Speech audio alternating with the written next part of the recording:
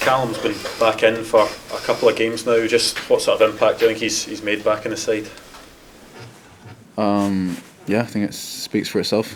His importance, both on and off the pitch. You know, what he brings in terms of his leadership, whether that be on the ball or vocally. Yeah, we're all happy to have him back. Just what's he like to play alongside? He's obviously a huge influence on this side. Yeah, he's a very good player, first and foremost. I think he probably gets underappreciated a little bit. I think, you know, if you really understand football, you understand how good he is in terms of all the details, and then obviously what he brings on the pitch in terms of adding a layer of calmness on the ball, and then vocally especially, he's very good at organising everybody. I think the Livingston manager David Martindale during the week was saying that, you know, he rates him as a sort of top 4 to top 6 English Premier League. Yeah, no, I agree. Do you agree with that? I agree.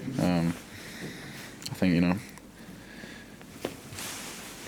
it's hindsight, but in another world, he probably would be playing in the Prem, if he took an opportunity sometime in the past. But you know how much he loves his football club, so I don't think he'd ever leave it. But yeah, no, I agree. I think he's a top player, and I think he could easily play top 4, top 6.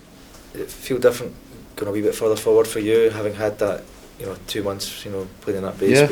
Yeah, I know the position well, but I still probably think it takes maybe 1 or 2 games to just remember where I need to be exactly. But I do think I know the position well enough to know what I need to do, because I've played it a lot in the past, so I feel pretty comfortable. St Johnstone was one of the teams this season that's really challenged Celtic and brought their A game. What was it about them the last time you played them you felt was hard to do with?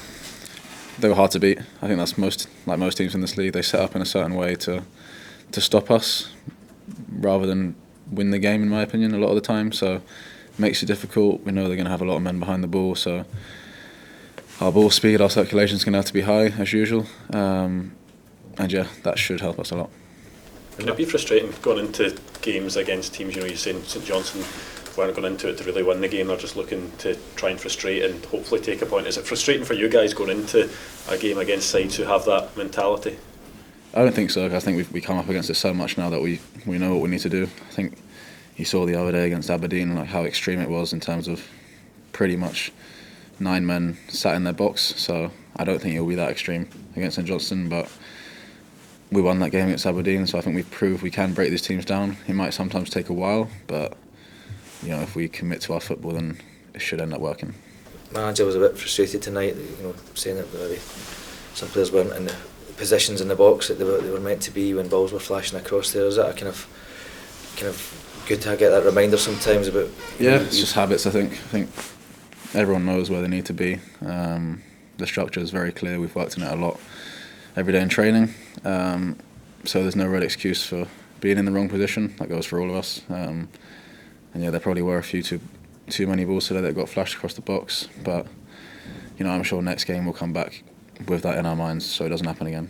Is that one of the things that maybe doesn't kind of click immediately when you've had a 5-6 week? Maybe, yeah, I don't know. I'm not sure, but I do think we know what we need to do well enough for that not to be an excuse. Really, we've played this football a long time. Everyone knows their jobs and their roles, so I don't think that should be happening much now.